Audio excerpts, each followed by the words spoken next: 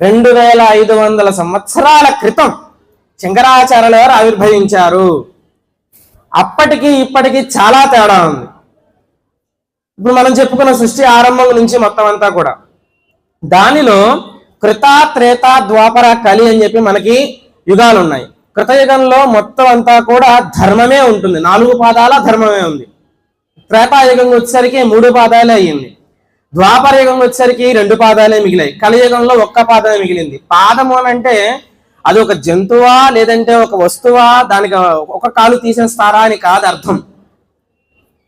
ధర్మాచరణలో 4 విధాలుగా పూర్వభాగం, ఉత్తర భాగం, ప్రస్తుత భాగం అని చెప్పి భాగాలుగా ఉంటాయన్నమాట. ఆ భాగాలన్నిటిలో కల్లా ప్రస్తుతం కలియుగంలో ఎలా ఉంటున్నాయా అంటే ఈ కాసేపు పని నడిచిపోతే చాలే, ఈ కాసేపు ఉంటే చాలే, ఈ కాసేపు నడిస్తే చాలే అనుకునేటటువంటి ఒక భావజాలంతో ఎక్కువ శాతం ఉండేటటువంటి మనుషులు.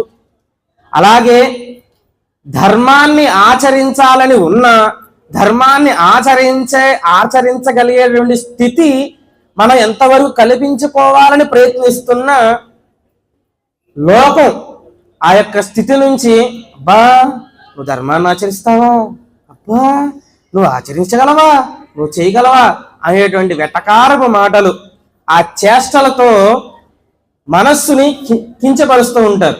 కానీ గురువులు చెప్పారు, పెద్దలు చెప్పారు ఏంటయ్యా అంటే మనస్ఫూర్తిగా భగవానుడున్నాడనేటువంటి నమ్మకం మనసు నిండుగా ఉండగలిగితే అదే ధర్మానికి ఆయువు పట్టు అవుతుంది. ఇప్పుడు ఉదాహరణకి రంగుల రాట్నం ఉంటుంది, మనందరికీ తెలుసు.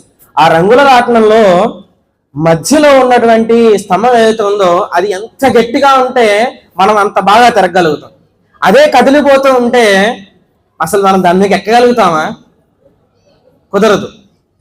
ఆ మూలమైనటువంటి ధర్మం ఏదైతే ఉందో అది ఎంత బిగుతుగా ఉండాలి అని అంటే భగవంతుడి మీద ప్రేమ, భక్తి మన మనస్సులో ఎంత గట్టిగా ఉందో తెలిస్తే మనం అంత గట్టిగా పట్టుకుంటున్నామో లేదో తెలుస్తుంది ధర్మం.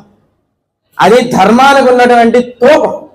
మన దేవాలయంలో కొలత వేస్తూ ఉంటారు మొక్కులు చెల్లించుకుని, దానికి మూలార్థం అదే. పక్కన కాయిన్స్ పెట్టామా, బెల్లం పెట్టామా, పువ్వులు పెట్టామా కాదు, ధర్మంతో మనఃపూర్వకంగా మనం పెట్టామా అనేది అమ్మ చూస్తుంది. దాని చేత కొన్నటువంటి ద్రవ్యాన్ని అమ్మ మనస్ఫూర్తిగా స్వీకరిస్తుంది.